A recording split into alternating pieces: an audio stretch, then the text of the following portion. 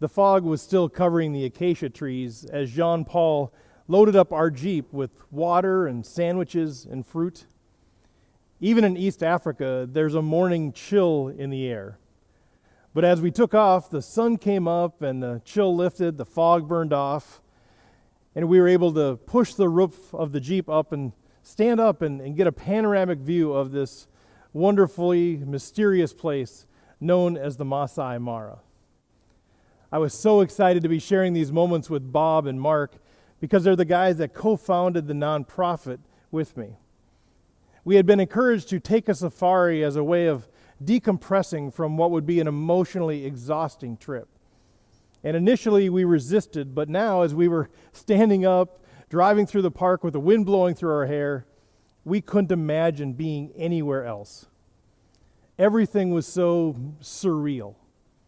The grasslands, the open plains, the plateaus, the savannas, the birds, the animals, the trees, everything was just so epic. I was overcome with joy. And within a couple of hours, my jaw was so sore from smiling so much. As the day rolled on, our guide Jean-Paul told us how rare it is to see all of the big five in the same game drive. We had seen the lions and the leopards, the elephants and the Cape buffalo. The only thing that we were missing was the rare and elusive black rhino. And Jean-Paul talked about how rare it is to see a rhino on the Masai Mara that a lot of the guys just referred to it as the Big Four. Well, we had been chatting about how we wanted to end our day in the park. We had been discussing maybe if we go see if we can watch the hippos come in off the lake at dusk, or maybe we go try to see more big cats. But once we found out that we could maybe see a rhino, we all got on the same page immediately, and we were of one mind. And for some reason, the excitement around that was just palpable. We were 6-year-olds on Christmas morning, and words became optional. Bob and I looked at each other, and we just gave a shoulder shrug, which basically said, "This is insane." And every time Mark and I made eye contact, we were like, just shaking our heads. And I think we both realized it was like we were in the best dream together ever. Well, after a few empty searches, a call came over the old CB radio in the Jeep. Now, none of us knew Swahili, but we leaned in and we listened intently as if we did. And finally, the translation came. Somebody in a Jeep in another part of the park thought that they maybe possibly saw a rhino going into this bush area. Well, that was enough for us, and off we went. When we arrived, we were greeted by 8 or 10 other Jeeps, all of them just fixated on this one particular bush. We were immediately absorbed into their community, connecting with strangers in this place and time, in this location that we had never even heard of a few days earlier. Now, as a lifelong Minnesota sports fan, I have been conditioned for disappointment. But all of those years of conditioning didn't dampen my hope of maybe seeing a black rhino. We were all just laser focused on that bush, hoping that maybe we could see some sort of a leaf shake or a twig bending, something to give us some indication that there was a rhino inside of that Jeep. The anticipation was thick. We were all just paralyzed with it. It was actually quite intense. And then it happened. This beautiful rhino emerged from the bush with a baby. What a moment. I was just screaming on the inside, but of course trying not to make a sound. I could just tell that we were all just wanting to soak in every microsecond of this rare opportunity to see this beauty in the wild. It was transcendent. Over the past 10 years, I've led 4 humanitarian trips to Rwanda, and at the end of each of those physically and emotionally taxing weeks, we've ended with a safari. and we've had no shortage of memorable moments. We've spent time up close and personal with silverback gorillas up in the volcanoes of northern Rwanda.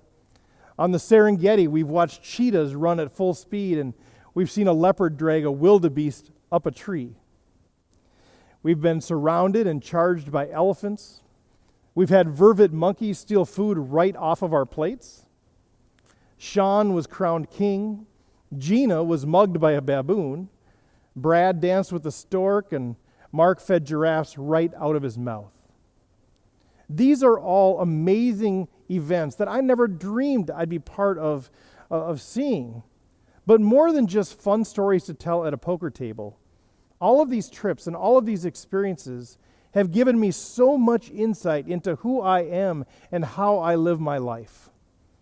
And one thing has really stuck with me, that all of these experiences would not have been nearly as memorable, nearly as significant, if I had done them alone or if I had not done them with the right people.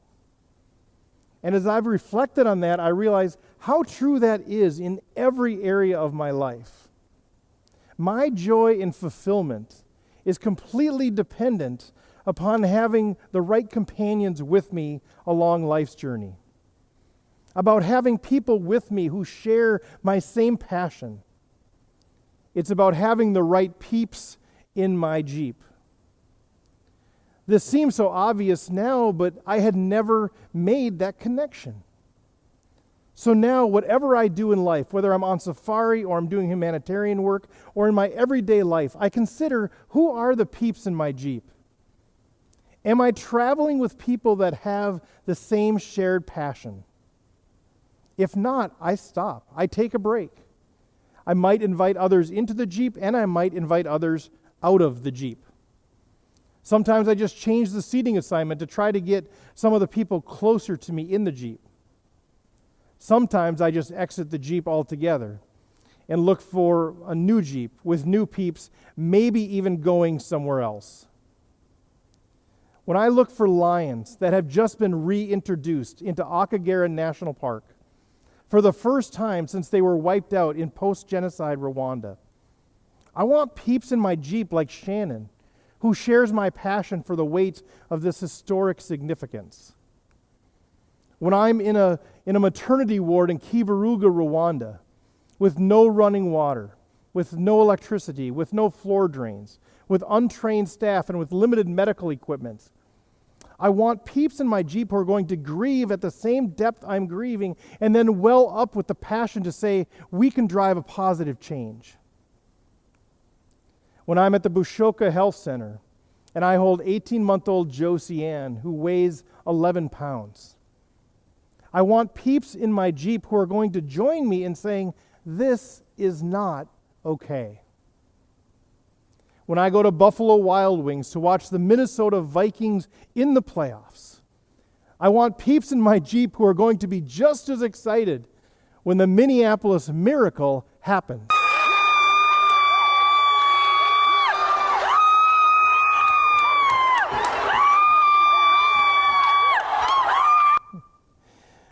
When Tracy and I are in the throes of wrestling with our faith and wrestling with our spirituality, I want peeps in my Jeep like Stacy and Greta, who are not going to stand back and just judge us for our questions, but instead are going to join us in that wrestling. And when I have an opportunity to interview a famous poker player, I want peeps in my Jeep who are going to join that conversation with that same humble excitement. Shared passion magnifies those things that we already care about. Shared passion increases our impact and deepens our relationships. Shared passion magnifies and brings more joy to our life. And wouldn't it be great if more of us were experiencing greater levels of joy in our lives? When we find somebody to share our passion, whether it's one person or it's a stadium full of people, our experiences and our lives move from memorable to epic. So how do we start moving in this direction? One suggestion I have is think about those areas of your life where you used to be passionate and that sort of waned and you wish you could get it back. You wish you could rekindle that passion. And then with that in mind, start taking a look at all of the people who are in your Jeep. Not just the ones who are sitting next to you, but the people that are in the back, the people that are around the edges. They might be your coworkers or your classmates. They might be your neighbors. Maybe it's people from your bowling league or your hairdresser or friends of friends. But don't just pass by them as if they're a blurred mass of faces. Pause on each person and see what sort of feeling that emits in you. If there's a feeling that kind of wells up in you that's positive and you think maybe they could help me reignite that passion in my life, pay attention to that and then have the courage to engage with that person. I was walking through this not too long ago in my life when I realized that, you know what? I'm not laughing. I love to laugh. I love to have fun, but I wasn't laughing.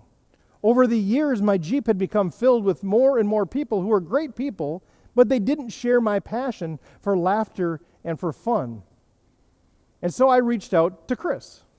This is my wife's cousin's husband. So somebody that I basically just see at family gatherings. But he seemed like a fun guy. So I asked him, I said, hey, Chris, you want to go out to lunch sometime? And as I should have suspected from Chris, he says, what, are you asking me out on a date? I said, yeah, that's exactly what I'm doing. I'm asking you on a date. Let's go out on a date. And we did. And we went and we ate Mexican food and we caught up on life and we laughed. Now, I don't know if that conversation had much impact in his life, but for me, it was incredibly freeing. It was incredibly life-giving. And more than anything, it was affirming that I need to be intentional about surrounding myself with people who have the same shared passion. Your life, your joy, your fulfillment is highly dependent upon having the right people in your Jeep. People that have a shared passion. Who's not in your Jeep that you need to invite in? Who's in your Jeep that's maybe sitting too far away? Who's in your Jeep that maybe you need to move further away or maybe remove from your Jeep altogether? Inviting people in and out of your Jeep and rearranging where people are sitting requires intentionality and it requires courage. And sometimes this can be painful, especially if you've had the same people sitting in the same seats for a long time. But the benefits of making these positive changes are going to lead to greater fulfillment in your life. I have so much more joy in my life since I've become intentional about surrounding myself with the right people that have a shared passion. Let's get the right peeps in our Jeep and then hit the road on the epic adventure that is the safari of life.